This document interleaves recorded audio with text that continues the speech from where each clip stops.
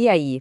Hoje a gente vai fundo numa das perguntas mais antigas e, olha, mais importantes da filosofia. Afinal, de onde vem o que a gente sabe? E para desvendar esse mistério, vamos colocar dois titãs do pensamento para brigar no ringue. De um lado, John Locke, do outro, Immanuel Kant. Então se prepara, porque essa jornada vai ser direto no coração da nossa própria mente. Vamos começar com a pergunta que é o estopim de tudo, né? Pensa só na mente de um bebê que acabou de nascer. Será que ela já chega com algum software instalado? Alguma ideia de fábrica? Ou será que ela é tipo uma folha em branco? Uma tábula rasa, como diziam os filósofos, só esperando a vida vir e escrever nela? É exatamente essa questão que vai colocar nossos dois pensadores em cantos opostos. Bom, para a gente entender essa discussão entre o Locke e o Kant, primeiro a gente precisa conhecer o cenário da época. Existiam dois grandes times na filosofia, duas formas totalmente diferentes de enxergar como a gente chega na verdade, o racionalismo e o empirismo. De um lado, a gente tinha a galera do racionalismo, tipo Descartes, sabe? Eles batiam o pé que a razão, o pensamento puro, era a chave de tudo. E mais, que a gente já nasce com umas ideias prontas na cabeça. Aí, do outro lado, vinha o time dos empiristas, dizendo não, não, negativo. Para eles tudo, mas absolutamente tudo mesmo que a gente sabe, vem da experiência, dos nossos 5 sentidos. E é nesse segundo time, o do empirismo, que a nossa história de hoje começa, com o grande John Locke. Então, vamos falar de John Locke. Esse filósofo inglês do século XVII é basicamente o pai do empirismo moderno. E ele não chegou para brincadeira, não. Ele chegou com uma ideia que na época foi uma verdadeira bomba, algo que balançou as estruturas. A ideia de que a nossa mente, ao nascer, é uma tábula rasa, uma folha em branco.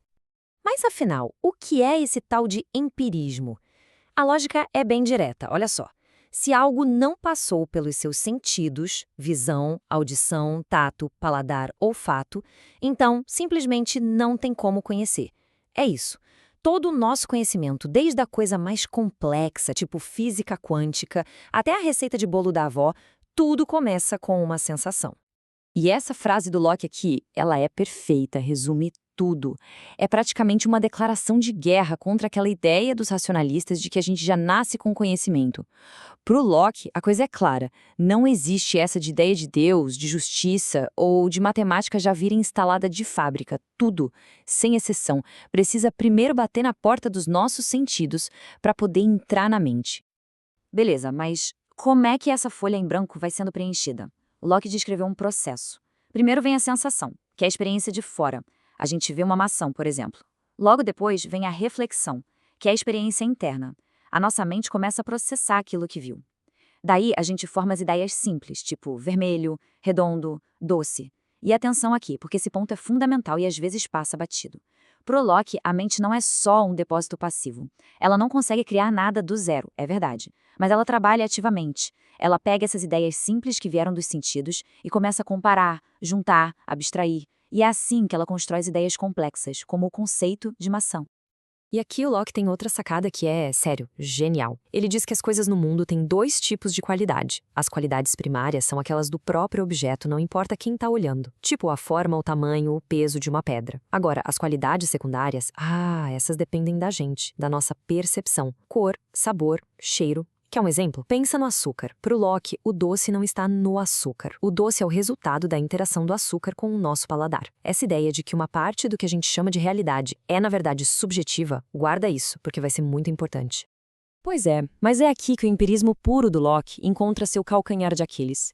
Pensa bem, se tudo o que eu sei vem da minha experiência, e tudo que outra pessoa sabe vem da experiência dela, como é que a gente explica as verdades que valem para todo mundo o tempo todo? Tipo matemática, as leis da física. Como 2 mais 2 é igual a 4, pode ser uma verdade universal se cada um só tem a sua própria experiência.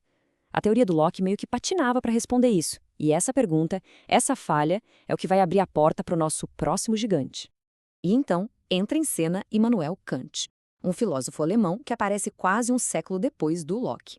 E o Kant é interessante porque ele não veio para escolher um time, para dizer sou empirista ou sou racionalista, não. Ele chegou e deu uma virada de mesa completa, juntando o melhor dos dois mundos de um jeito que simplesmente mudou a história da filosofia para sempre. O primeiro movimento do Kant é dar a mão aos empiristas. Ele chega e diz basicamente: olha, Locke e companhia, nisso aqui vocês estão certíssimos. Não tenho a menor dúvida de que todo o conhecimento começa com a experiência. Afinal, sem os dados que chegam pelos sentidos, a nossa mente não teria nem com que trabalhar, né? Seria uma fábrica sem matéria-prima. E esse é um mais gigantesco. Aqui vem o pulo do gato do Kant. Ele continua. Ok, o conhecimento começa com a experiência, mas ele não vem todo da experiência. Ou seja, tem mais coisa nesse jogo. Tem um ingrediente secreto que a nossa própria mente coloca na receita. Então, vamos entender isso melhor. A imensa sacada de Kant é essa. A mente não é um balde vazio, um depósito que só fica recebendo informação passivamente. Muito pelo contrário. A nossa mente é um agente ativo. Ela não só recebe, ela organiza, a estrutura, ela dá forma à realidade que a gente percebe. A metáfora do Kant é outra, bem mais moderna. A mente não é uma folha de papel, ela é um processador. As sensações que vêm de fora são os dados brutos, a informação pura. Mas é a nossa mente, com suas estruturas que já vêm de fábrica, tipo as noções de espaço, tempo, causa e efeito, que pega esses dados todos bagunçados e os organiza, transformando em algo que faz sentido.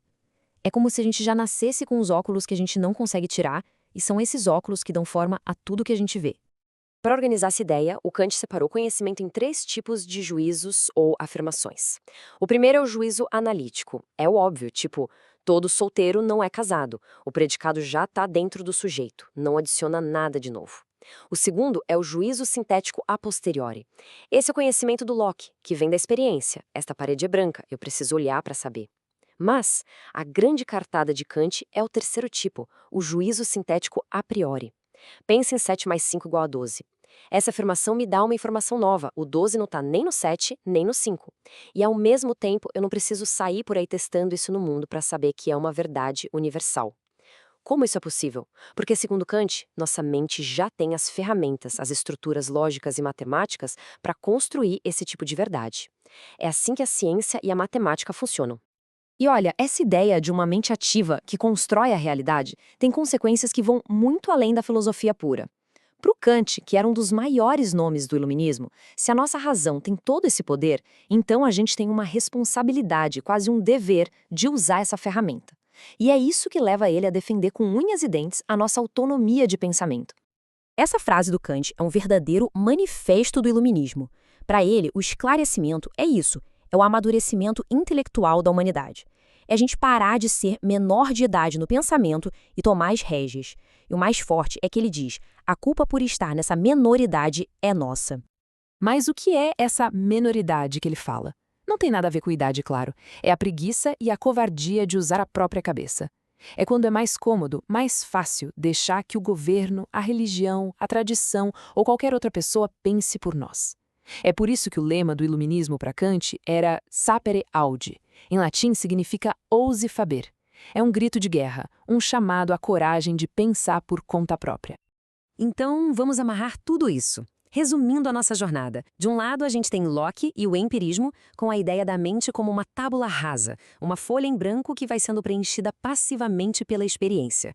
Do outro, vem Kant com a sua grande síntese. Ele diz que a mente é, na verdade, um processador ativo, que pega a matéria-prima da experiência e a organiza, construindo ativamente o nosso conhecimento. É uma parceria entre a razão e a experiência. E tudo isso nos deixa com uma pergunta final, daquelas bem profundas para a gente ficar pensando.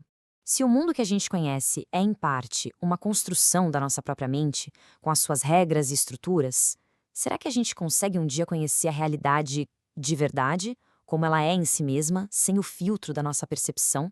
A solução de Kant resolveu uma briga antiga, mas, ao mesmo tempo, abriu uma porteira para outras perguntas ainda mais complexas sobre os limites do que a gente pode ou não conhecer.